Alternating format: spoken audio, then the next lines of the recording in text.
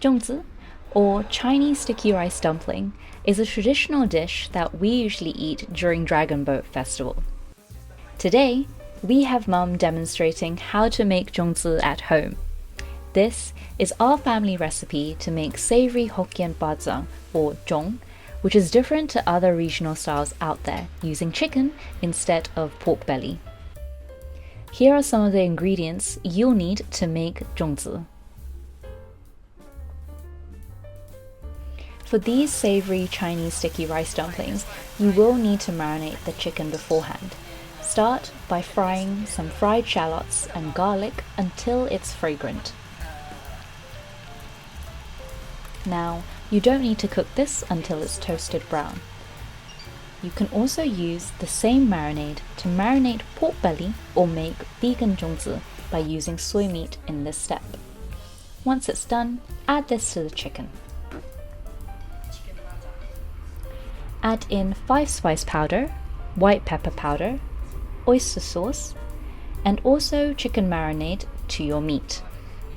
If you can't find chicken marinade, you can also replace this with 1 teaspoon of dark soy sauce, 1 teaspoon of sweet soy sauce, and 1 teaspoon of chicken stock powder. Then add in your cooking caramel, and finally some sesame oil. Mix this all together until the chicken is well coated. You won't be needing any salt for this marination process, as the sauces used here are already very flavorful. The cooking caramel added provides that rich dark color as well as thickness to the marinade. You can also add more cooking caramel if you like your chicken to look darker. We're using halal chicken to make it more accessible to more people. However, you can't use chicken breasts. Chicken thighs have a higher fat content, which is to emulate pork belly from the traditional recipe. After combining all the ingredients, give the chicken a smell. There should be a distinct 5 spice powder smell. If there isn't, add more 5 spice powder. Now, if you're afraid that there won't be enough flavor, we recommend adding a bit more chicken stock powder. However, do avoid salt, as we will be adding a lot of salt in the later steps. Once you're done mixing it all together, transfer it to a container to marinate. The longer you marinate the chicken thighs, the better. Usually, Mum will marinate this for about 7 days, but as a minimum, make sure you marinate your chicken thighs for at least 1 day.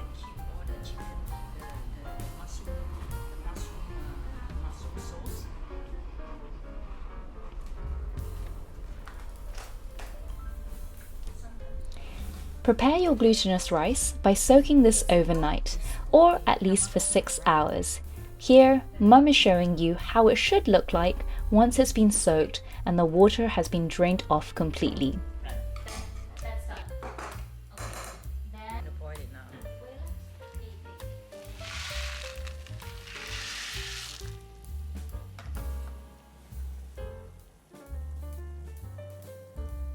Next up, add to a pot some oil under medium-high heat.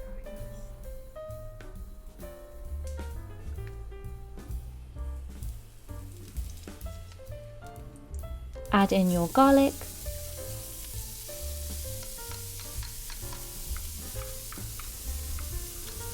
and stir fry this. Now, you'll only want to slightly char the garlic but not burn them, so make sure you keep stirring to avoid the burning. Then add in your fried shallots into the pot.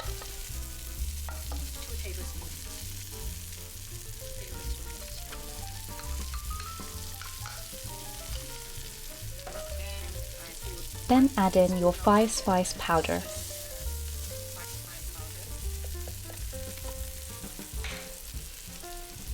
Give this all a good mix and stir fry for about 1 minute. Then add in the rice to your pot, making sure to reduce it to medium heat.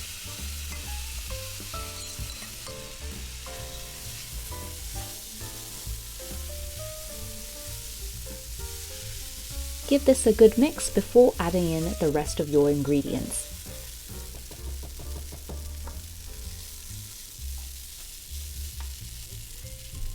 Next, add in your chicken stock powder,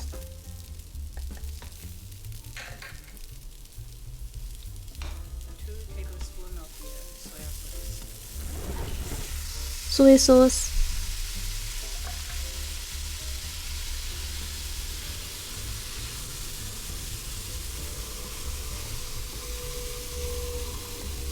and oyster sauce.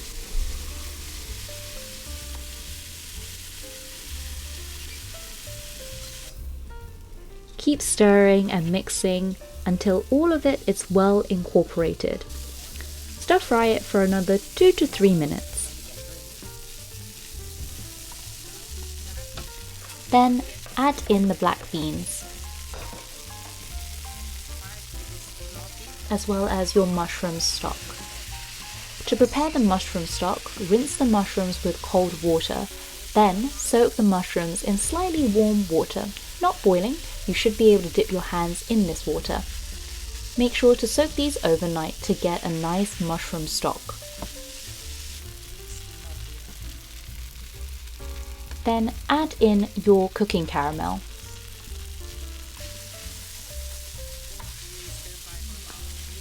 Stir fry and mix together until you get a nice brown color. The entire stir frying should take about 5 to 7 minutes.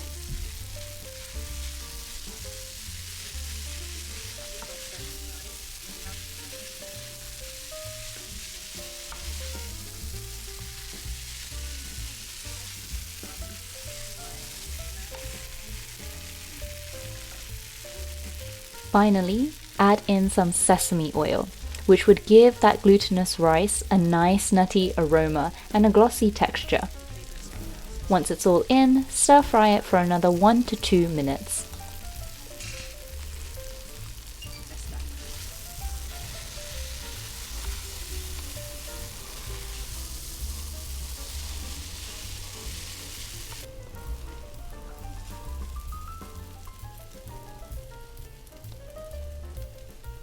At this stage, the glutinous rice wouldn't have been entirely cooked through. This is purely to give it more flavor. Put this aside to cool. We'll need the glutinous rice to be entirely cool before we start wrapping our zongzi.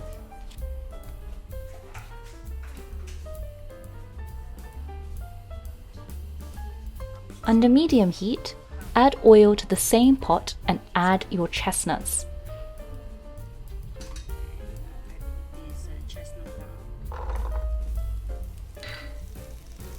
Then add in your chopped garlic and stir fry for 1 minute. We use fresh chestnuts, but you can also use canned chestnuts. The canned ones might be saltier or sweeter depending on the brand. They will also not be as crunchy as the fresh chestnuts. However, once they are cooked, they will all turn into a pale brownish grey colour. Next up, add in your light soy sauce, oyster sauce, as well as a few tablespoons of water.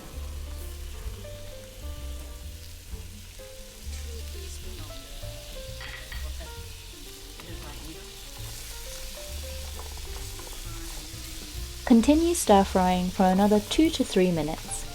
If the sauce starts to dry up, which you can tell by seeing a lot of bubbling, then add another 1 tablespoon of water. We want to avoid burning the sauce as this will make it taste bitter. Then add in your cooking caramel.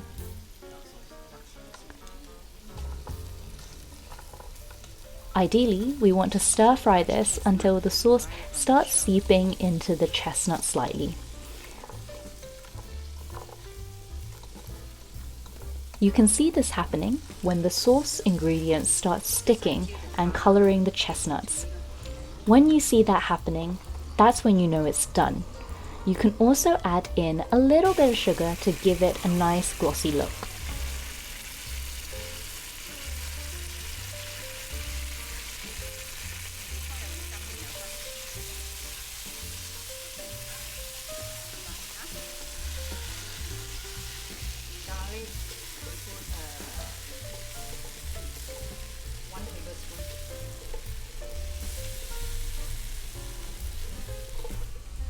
Now transfer the chestnuts to a small plate to cool aside.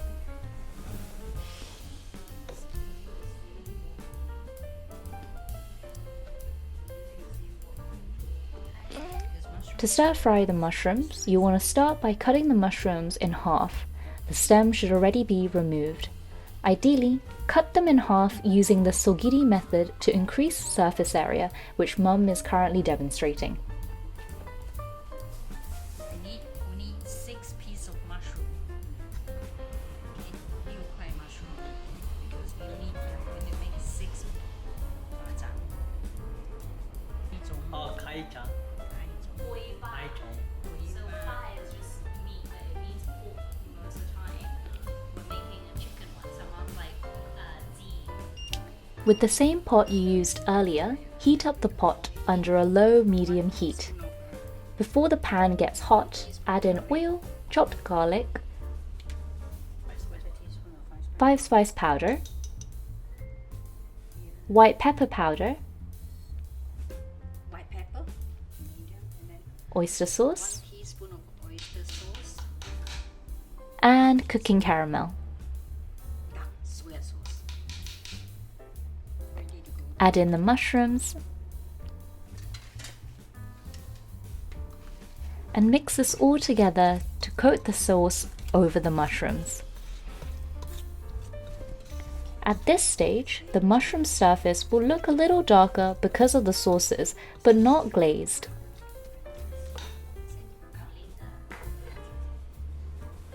Next, you want to add your soy sauce as well as water into the pan. To the mushroom, to Mix this together on a very slow fire to boil it, to steam it, 慢慢煮啊. Then cover the pan with a lid and let the water boil to steam the mushrooms for about 5 minutes. 1 minute before the steaming ends, you'll want to add 1 tablespoon of sugar to the mushrooms. Quickly mix them together and let them steam until your 5 minutes is up. The addition of sugar helps give the mushrooms a really nice glaze and brings out the flavors even more. Put aside to cool. To clean and rehydrate dried bamboo leaves, you'll need to add the leaves to a pot of cold water and let it boil before letting it cool and wiping them down with a clean cloth. Here, Mum is showing you how cleaned bamboo leaves should look like.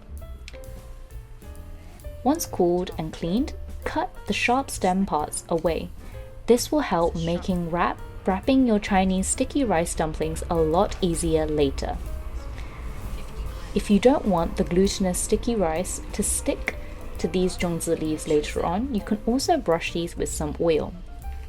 A lot of times, you will also get bad bamboo leaves with a lot of tears in them. These won't be good for wrapping alone, so you'll want to use 2 to 3 bamboo leaves to make sure none of the fillings will spill out later on. To do this, always make sure that the bamboo leaf with the most tears is on top or inside the better one when you get around to wrapping.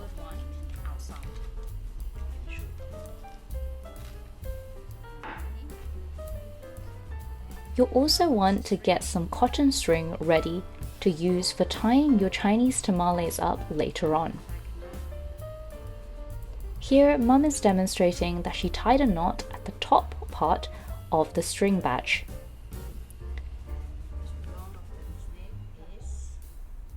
This should be about arm's length when folded. Once you have prepared all the zongzi ingredients above, take out your marinated chicken and salted egg yolk from the fridge and get ready to start wrapping zongzi. To wrap zongzi, pick up your bamboo leaves with both hands, overlapping 2 bamboo leaves over each other. Then, about a third of the way, fold it into a cone shape. Make sure you have a sharp cone bottom with a flap on the side.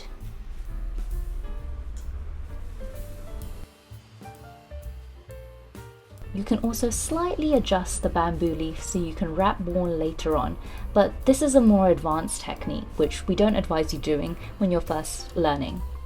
Now this part is really important, so we'll be showing you again from front and back.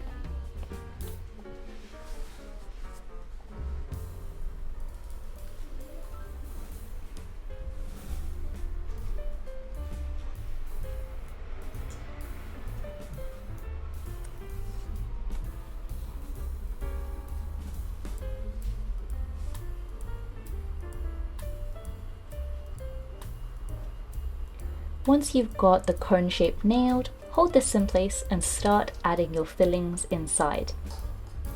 Now, Mum likes to add rice in between each filling, and she pats them down just gently. You don't want to press down too hard, otherwise it will be the zhang might have a mushier texture later on. Mum also adds the fillings in this order to make sure that the filling is more evenly distributed. Mum has mastered Zongzi wrapping over many years, so she can really fill these up to the brim without it bursting. But for beginners, you can choose to add less fillings to begin with, or even less variety of fillings if you feel like the preparation for this part is way too much.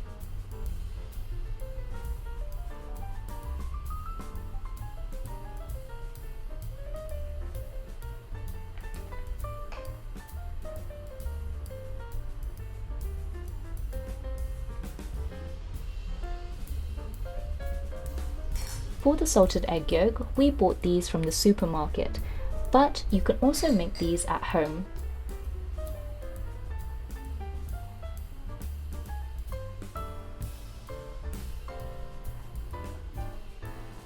Once you've added all of your zongzi filling, you'll want to fold the top half of the bamboo leaf over your filling. If it feels a bit loose, you can use it to gently press down on the filling, or use a spoon to gently scoop around the edges.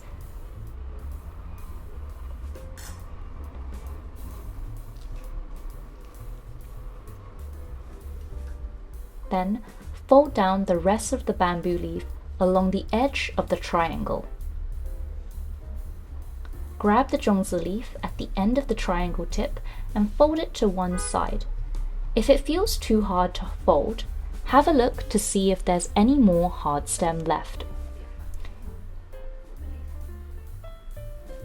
If there is, cut this away, but you want to make sure not to cut too much away. You want to leave enough stem behind to fold it to one side. We recommend only cutting away the inner leaves.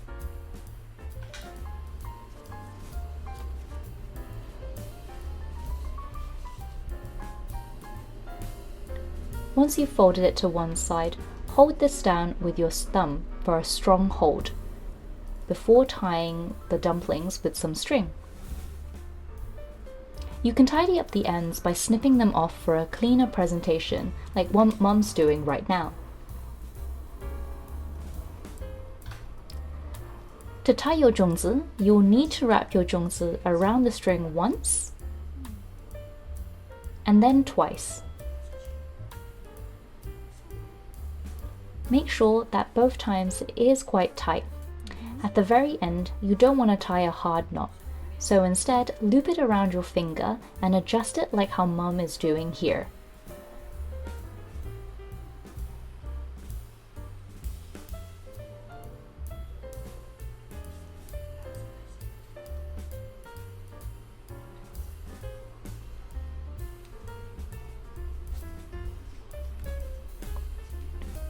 Repeat this step for however many zongzi you want to make.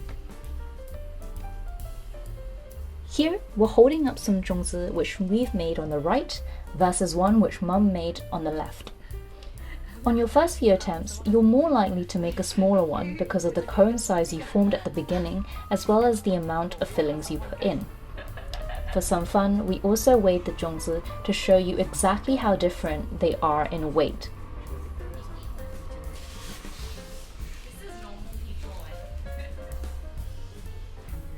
With the portions and ingredients we gave you, you can make 12 small ones or 8 big ones. In our case, we ended up with 10 because we wrapped 2 small ones to show you the size difference. Once you've finished wrapping your Chinese sticky rice dumpling, add this to a pot of boiling water to cook your zongzi. Boil this for about 2.5 hours before taking these out. You want to make sure that the zongzis are entirely submerged in the boiling hot water, adding salt to it too. Here, Mum is adding 2 to 3 tablespoons of salt.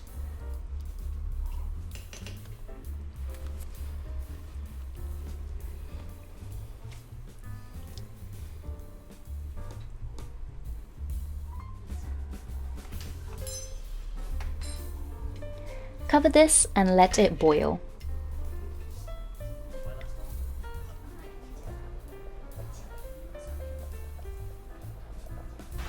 Throughout the 2 hours and a half, you will need to refill the hot water to make sure that the glutinous rice dumplings are always covered.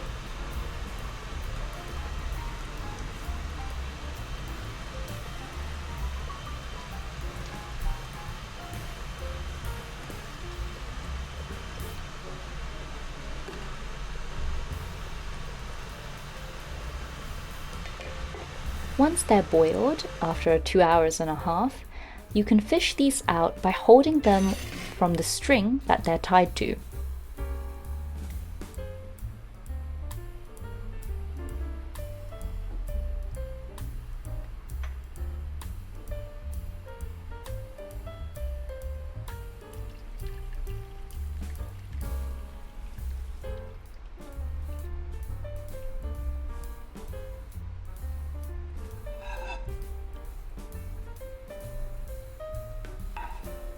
You'll want to let these cool slightly before opening your bajang or Joong to enjoy.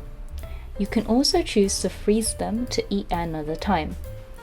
When you're reheating Zongzi, you can either steam these for 5 to 7 minutes or pop them in a microwave for a few minutes. So how do you eat Zongzi? To open these up, untie the string and slowly unfold the bamboo leaves. You can also use a pair of scissors to cut away the cotton string if you're finding it difficult to open.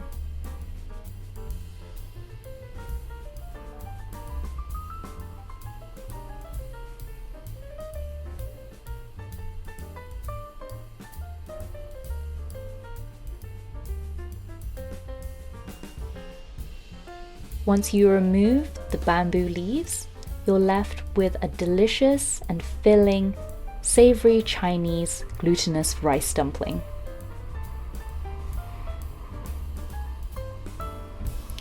We love how within this dish you can get a variety of contrasting textures in one mouthful. Cutting it open, you can see the sticky glutinous rice, soft, tender chicken meat that pulls apart, and that salty punch from the salted egg yolk with a little bit of sweetness from the chestnut. If you enjoyed Mum's Zongzi recipe, let us know in the comments below.